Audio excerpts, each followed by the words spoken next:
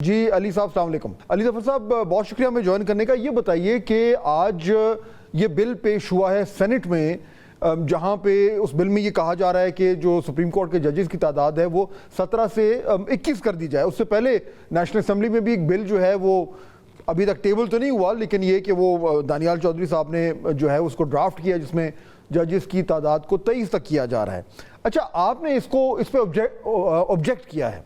کیوں؟ پرابلم کیا ہے؟ اگر تعداد بڑھائی جا رہی ہے اور اس سے بیک لاگ کلیئر کرنے میں آسانی ہو رہی ہے اور لوگوں کو کی جو مشکلات ہیں ان میں کمی ہو رہی ہے، تو یہ تو اچھی بات ہے، اس کو تو ویلکم کرنا چاہیے۔ آپ اس کو اپوز کیوں کر رہے ہیں؟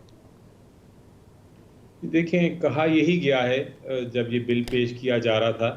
یہ باب پارٹی کے ایک سینیٹر ہیں، انہوں نے یہ بل پیش کیا اور یہ کہا کہ جی ہم اس لیے کر رہے ہیں کیونکہ بہت بیک لاگ ہے، ڈیلے ہوتے ہیں کیسز، تو ہم تعداد بڑھانا چاہتے ہیں۔ اور اس کے بعد لاء منسٹر صاحب نے بھی کہا ہاں یہ بہت اچھی بات ہے، ہم اس کو سپورٹ کرتے ہیں،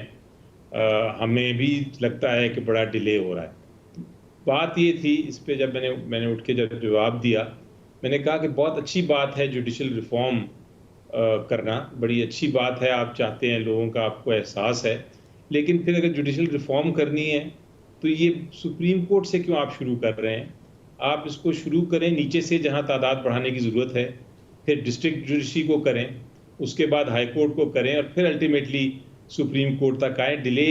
کیسز کا سپریم کورٹ میں نہیں ہوتا، ڈیلے نیچے سے آنے میں کیسز اوپر ہوتا ہے، تو یہ آپ ادھر ریسالو کریں۔ یہ 7-8 ججز جو انکریز کر رہے ہیں آپ بیسیکلی سٹیکنگ کر رہے ہیں ججز کی۔ آپ نے سنا ہوگا، تاریخ میں پڑھا بھی ہوگا، اس پہ کتابیں بھی لکھی گئی ہیں کہ افریقہ میں بھی کچھ ممالک میں اور ساؤتھ امریکہ میں بھی کچھ ممالک میں جب حکومت چاہتی تھی کہ ججز کی تعداد بڑھائے تاکہ کوئی اپنے فیور میں ججمنٹس لے، تو وہ انکریز کر دیتی تھی تعداد جو ججز کی تھی، اور اس کو جوڈیشل سٹیکنگ کا نام دیا گیا ہے۔ یعنی کہ آپ نے تعداد اس لیے بڑھائی جج صاحبان کی کہ آپ کوئی فیصلے کرانا چاہتے ہیں اپنے حق میں، آپ اپنے من پسند ججز اپوائنٹ کرنا چاہتے ہیں، آپ جو ایگزسٹنگ ججز ہیں ان پہ آپ کو اعتماد نہیں، آپ کو شک ہے کہ وہ شاید انصاف کے لیکن علی ظفر صاحب اس میں یہ آرگیومنٹ جو ہے یہ اس طریقے سے کاؤنٹر ہو جاتا ہے نا کہ آپ جتنے مرضی آپ 23 25 30 35 جتنے مرضی جج کر لیں، الٹیمیٹلی تو امپورٹنٹ چیز یہ ہے کہ جی بینچ کیا بن رہا ہے، اور اگر تو چیف جسٹس صاحب کے پاس جب تک اختیار تھا تب تو بات ٹھیک ہے، اب پریکٹس اینڈ پروسیجر بل کے بعد جو سینے موسٹ 3 ججز ہیں انہوں نے بینچ بنانا ہے، تو جتنے مرضی ججز ہو جائیں الٹیمیٹلی تو فیصلہ ان 3 سینئر ججز کے پاس ہے، صرف چیف جسٹس کے پاس بھی نہیں ہے، تو اس طریقے سے تو پھر یہ والا آرگیومنٹ تھوڑا ڈائلیوٹ ہو جاتا ہے جو آپ دے رہے ہیں۔ میں آپ کو ایکسپلین کرتا ہوں جو مائنڈ سیٹ ہے، جو دماغ میں چل رہی ہے بات، اس کی وجہ سے انکریز کر رہے ہیں۔ آپ کو یاد ہوگا ریزرو سیٹ کا کیس ایک فیصلہ ہوا، اب اس فیصلے میں میرا خیال ہے جتنے جج صاحبان تھے، نیکسٹ جو اس کی اپیل ہے، اس کا ریویو ہے، وہ ان سے زیادہ جج صاحبان سن سکتے ہیں۔ اگر وہ جج صاحبان کی تعداد زیادہ ہو جائے اور اتنی زیادہ ہو جائے کہ وہ ریویو میں ایک مختلف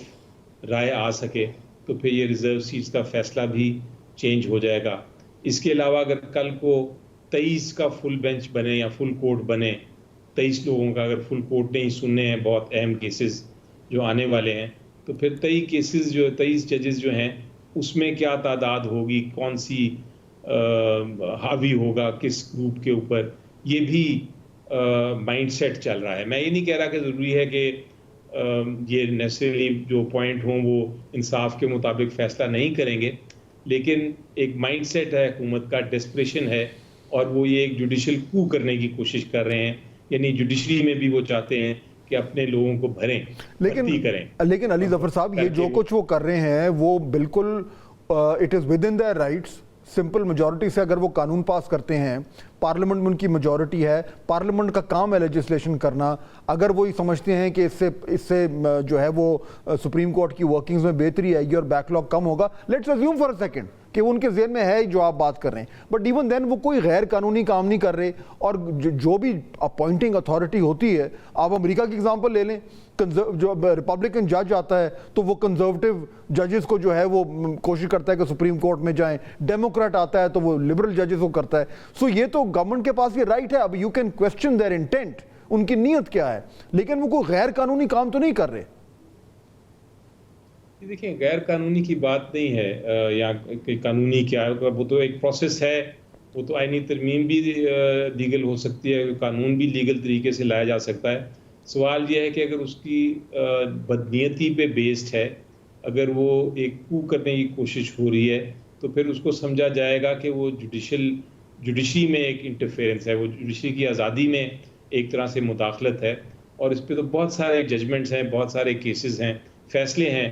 سپریم کورٹ اور ہائی کورٹ کے، جس میں انہوں نے کہا ہے کہ اگر آپ کوشش کریں گے عام قانون کے ذریعے مداخلت کرنے کی کوشش کریں گے جوڈیشل انڈیپینڈنس میں، اگر آپ کی نیت درست نہیں ہے کوئی قانون سازی کرنے کی جو کہ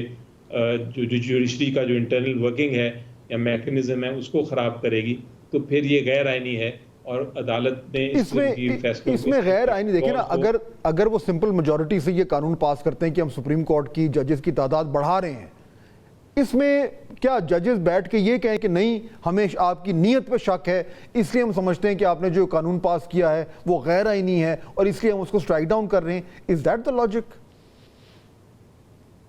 جی بالکل، آج میں نے ایکسپوز کر دیا تھا اور یہ ایکسپوز کر دیا ہے پارلیمنٹ میں، اب یہ ریکارڈ پہ آ گیا ہے کہ یہ کیا مقصد ہے۔ آپ ایک سمپل بات دیکھیں کہ جلدی کیا ہے اس میں،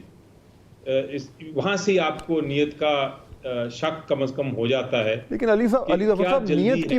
نیت کی بنیاد پہ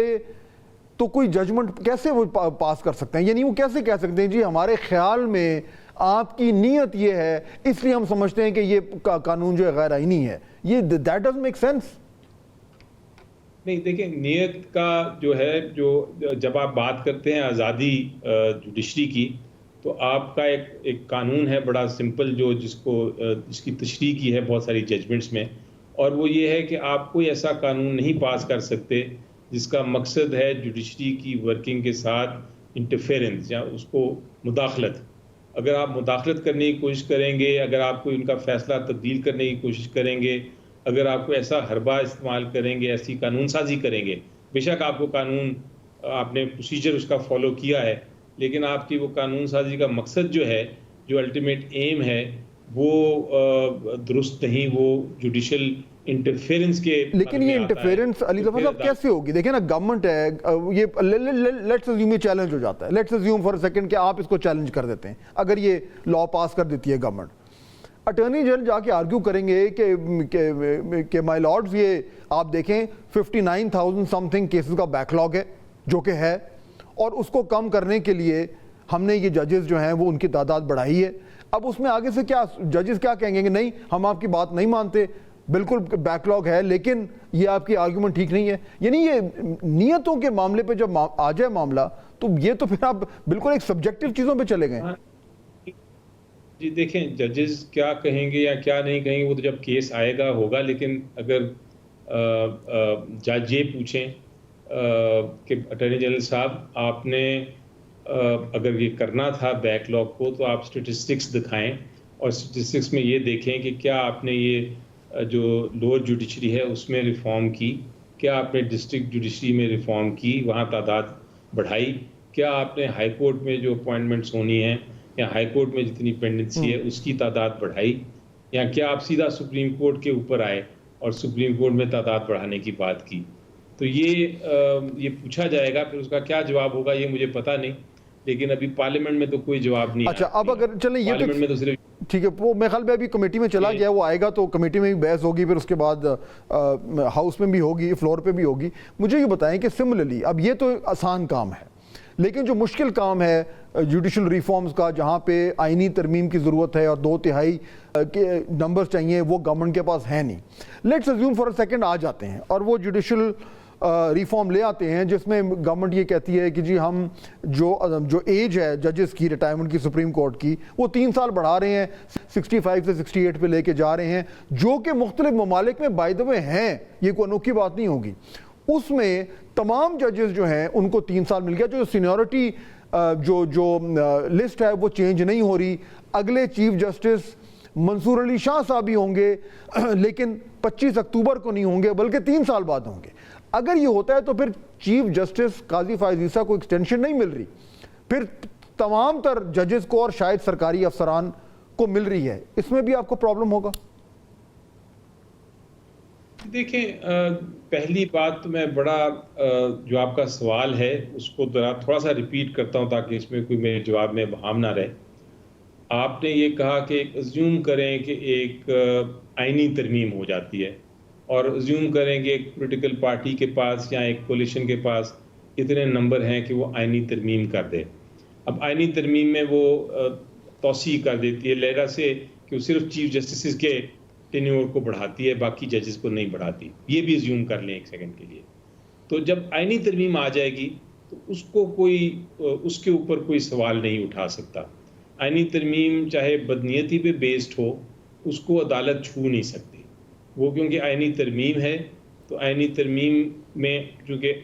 سپریم کورٹ اور ہائی کورٹس بھی آئین کے ماتحت کام کر رہے ہیں، تو اگر پارلیمنٹ آئین میں ترمیم کر دے تو پھر تو ہر ایک کو وہ بات ماننی پڑتی ہے. یہ تو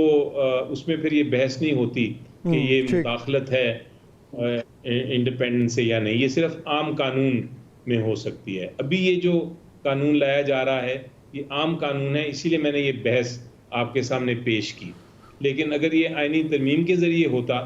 تو پھر نمبرز ہوتے اگر جو نہیں ہیں، لیکن اگر ہوتے تو پھر ہمارے پاس کوئی قانونی راستہ نہیں تھا، کیونکہ آئین تو آئین ہے، آئین تو ہر ایک کو ماننا پڑتا ہے.